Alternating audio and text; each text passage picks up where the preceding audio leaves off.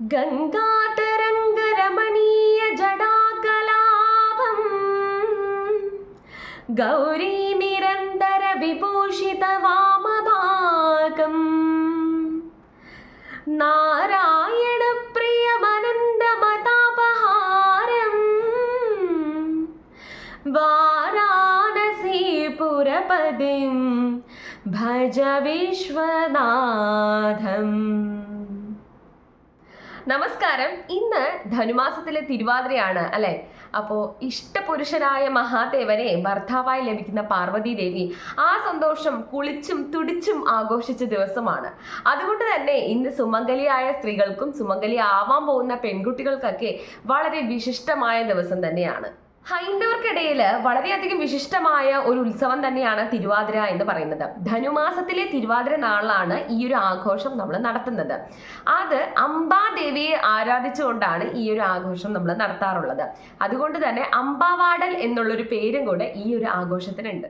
പിന്നെ മാർഗഴി നീരാടൽ എന്നും തിരുവാതിര ആഘോഷത്തെ അറിയപ്പെടുന്നുണ്ട്. പരമശിവന്റെ പിറന്നാളായും ഈ ആഘോഷത്തെ നമ്മൾ വിശ്വസിക്കാറുണ്ട്. കേരളത്തിലും തമിഴ്നാട്ടിലുമൊക്കെ തിരുവാതിര വളരെയേറെ ആഘോഷിക്കാറുണ്ട്. തിരുവാതിര സംബന്ധിച്ച് പല കഥകളും ഇന്ന് നിലനിൽക്കുന്നുണ്ട്. അങ്ങനെ ഒരു ഹൈന്ദവ കഥയിലേക്ക് നമുക്കൊന്ന് പോയാലോ? മഹാദേവനും പാർവതി ദേവിയും വിവാഹം കഴിച്ച ദിനമാണ് തിരുവാതിര നാള്. ഇതിന് പിന്നില് ഒരു കഥയുണ്ട് കേട്ടോ. മഹാദേവന്റെ ആദ്യ ഭാര്യയായിരുന്നു സതി. സതിയുടെ പിതാവായിരുന്നു ദക്ഷൻ, അതായത് പ്രജാപതി ദക്ഷൻ. പ്രജാപതി ദക്ഷൻ ഒരിക്കൽ തന്റെ കൊട്ടാരത്തില് ഒരു യാഗം നടത്തുകയുണ്ടായി. ആ യാഗത്തിന്റെ പേരാണ് ദക്ഷയാഗം.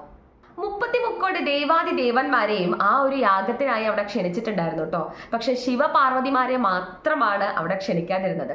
ഇതിന് പിന്നില് ഒരു കാരണവുമുണ്ട്.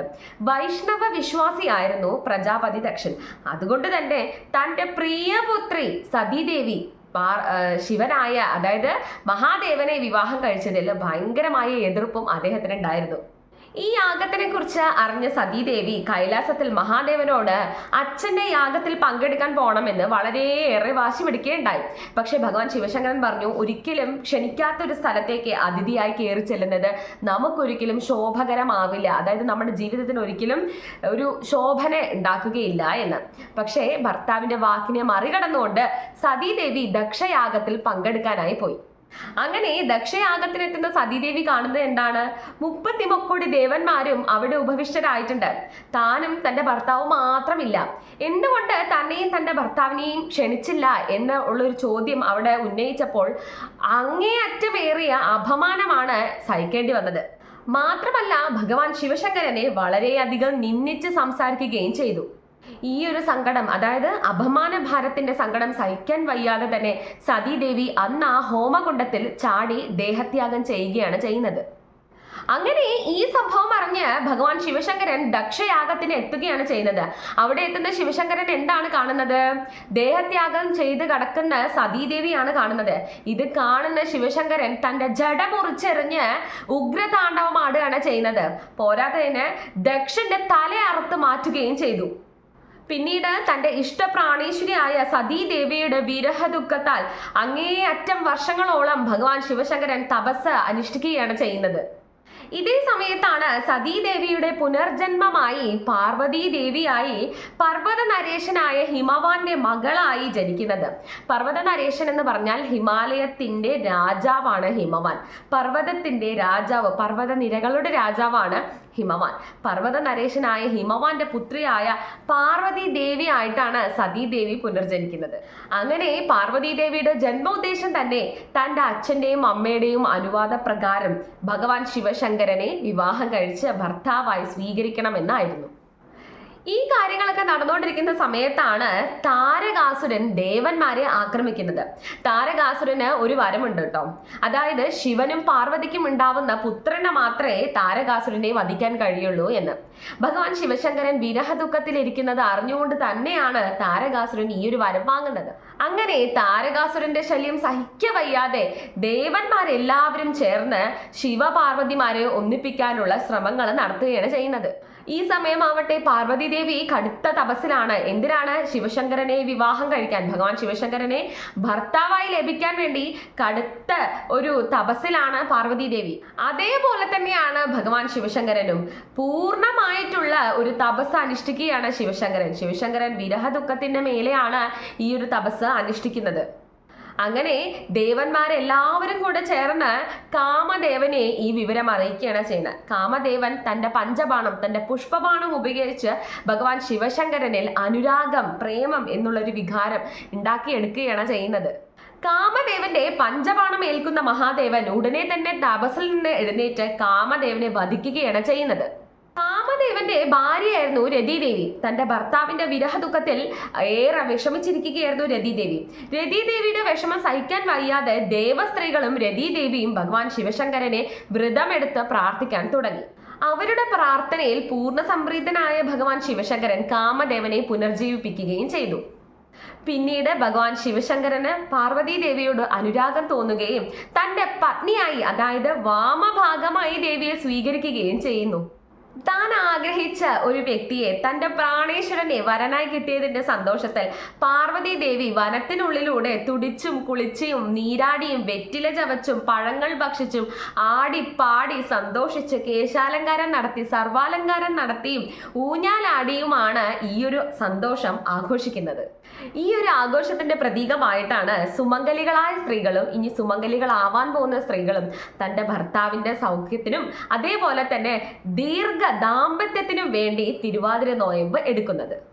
തിരുവാതിരയുടെ തലേ ദിവസമായ മകീരം നാൾ വ്രതം എടുക്കുന്നത് സന്താന സൗഖ്യത്തിന് വേണ്ടിയാണ് എന്നും വിശ്വാസമുണ്ട്. സൂര്യോദയത്തിന് മുൻപ് തന്നെ എഴുന്നേറ്റ് കുളത്തിൽ പോയി തിരുവാതിരപ്പാട്ട് പാടി തുടിച്ചു കുളിക്കൽ, നോയമ്പ് നോൽക്കൽ, തിരുവാതിര കളി, ഉറക്കമൊഴുപ്പ്, എട്ടങ്ങാടി വെച്ച് കൂട്ടൽ, ഇതൊക്കെയാണ് തിരുവാതിരയുടെ ആഘോഷങ്ങൾ എന്നാണ് വിശ്വാസം. പാതിരപ്പൂ ചൂടുന്നതും വെറ്റില ചവയ്ക്കുന്നതും ഊഞ്ഞാലാടുന്നതും കേശാലങ്കാരങ്ങൾ ചെയ്യുന്നതും സർവാലങ്കാരം ചെയ്യുന്നതും തിരുവാതിരയുടെ ഒരു ഭാഗമായി കണക്കാക്കുന്നു.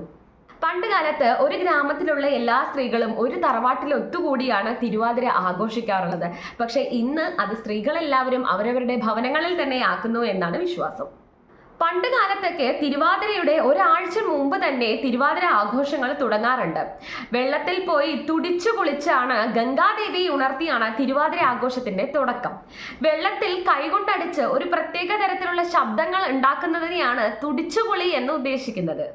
തുടിച്ചുകുളിക്ക് ശേഷം ചന്ദനവും മഞ്ഞളും നെറ്റിയിൽ ചാർത്തി കുങ്കുമം കൊണ്ട് മാംഗല്യത്തിലകവും ചൂടി ദശപുഷ്പം ചൂടിയാണ് ആ ഒരാഴ്ച എല്ലാ സ്ത്രീകളും കഴിച്ചുകൂട്ടുന്നത്. കറുക, കയ്യോങ്ങി, മുക്കുറ്റി, നിലപ്പന, ഉഴിഞ്ഞ, ചെറുള്ള, തിരുതാളി, മുയൽച്ചെവി, കൃഷ്ണകാന്തി, പൂവാങ്കുറുനില എന്നിവയാണ് ദശപുഷ്പങ്ങൾ. ഇവയെല്ലാം ചേർത്ത് മാല കെട്ടി മുടിയിൽ ചൂടുന്ന ഒരു ഐതിഹ്യവും തിരുവാതിരയിലുണ്ട്. ഇവയോടൊപ്പം പാതിരാപ്പൂ ചൂടുന്ന ഒരു ചടങ്ങും തിരുവാതിരയിലുണ്ട്.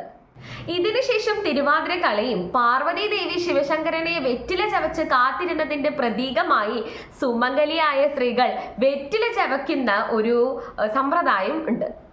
ഇനി തിരുവാതിര വ്രതത്തെ പറ്റി അറിയാം. ശിവപാർവതിമാരുടെ പ്രീതിക്ക് വേണ്ടിയാണ് തിരുവാതിര നോയമ്പ് എടുക്കുന്നത് എന്ന് അറിയപ്പെടുന്നു. ഈ നോയമ്പിന് ആർദ്രവ്രതം എന്നും പറയാറുണ്ട്. തിരുവാതിര നാൾ തുടങ്ങുമ്പോഴാണ് ഈ വ്രതവും നമ്മൾ ആരംഭിക്കേണ്ടത്. അരി ഭക്ഷണം പാടെ ഒഴിവാക്കണം. തിരുവാതിര നാൾ രാത്രിയാണ് ഉറക്കമൊഴിക്കൽ ചടങ്ങ് നടക്കുന്നത്. തിരുവാതിര അവസാനിക്കുന്നത് വരെ ഉറക്കമൊഴിക്കണം. എന്നാൽ ചില സ്ഥലങ്ങളിൽ മകീരം നാളിലും ഉറക്കമൊഴിക്കൽ ചടങ്ങ് നടത്താറുണ്ട്. വിവാഹശേഷം ആദ്യം വരുന്ന തിരുവാതിരയാണ് പുത്തൻ തിരുവാതിര അല്ലെങ്കിൽ പൂ തിരുവാതിര എന്ന് പറയുന്നത്. അന്നേ ദിവസം നവവധുവിന് ഏറെ പ്രത്യേകതയുള്ള ദിവസമാണ്. അന്നേ ദിവസം രാത്രിയാണ് പാതിരാപ്പൂ ചൂടൽ എന്ന ചടങ്ങ് നടത്തുന്നത്. തിരുവാതിര ദിവസങ്ങളിൽ വീട്ടിൽ ഊഞ്ഞാൽ കെട്ടി ഊഞ്ഞാൽ ആടുന്ന ഒരു സമ്പ്രദായവും ഉണ്ട്. ഇനി തിരുവാതിര നാളിൽ ഒഴിച്ചുകൂടാൻ പറ്റാത്ത ചില ഭക്ഷണങ്ങൾ എന്തൊക്കെയാണെന്ന് നോക്കാം. കൂവപ്പുഴുക്ക് അഥവാ കൂവപ്പായസം, ഇളനീർ നൈവേദ്യം, എട്ടങ്ങാടി, പുഴുക്ക് എന്നിവയുള്ള വിവിധ തരത്തിലുള്ള ഭക്ഷണങ്ങളാണ് തിരുവാതിര ദിവസം ഉണ്ടാക്കാറുള്ളത്. പ്രധാനമായും പുഴുക്കുണ്ടാക്കാൻ വിവിധ തരത്തിലുള്ള കിഴങ്ങാണ് ഉപയോഗിക്കാറുള്ളത്. അപ്പോൾ ഇത്രയൊക്കെയാണ് തിരുവാതിരയെ കുറിച്ചുള്ള വിശേഷങ്ങൾ. എല്ലാവർക്കും നല്ലൊരു തിരുവാതിര നാള് നേരുന്നു. എല്ലാവർക്കും എൻ്റെ ഹൃദയം നിറഞ്ഞ തിരുവാതിര ആശംസകൾ. കൈതപൂമണമിൻ്റെ ചഞ്ചലാക്ഷി, ഇന്നു നിൻ മാരൻ വന്നു മധുരം തന്നു, ആതിര കുളി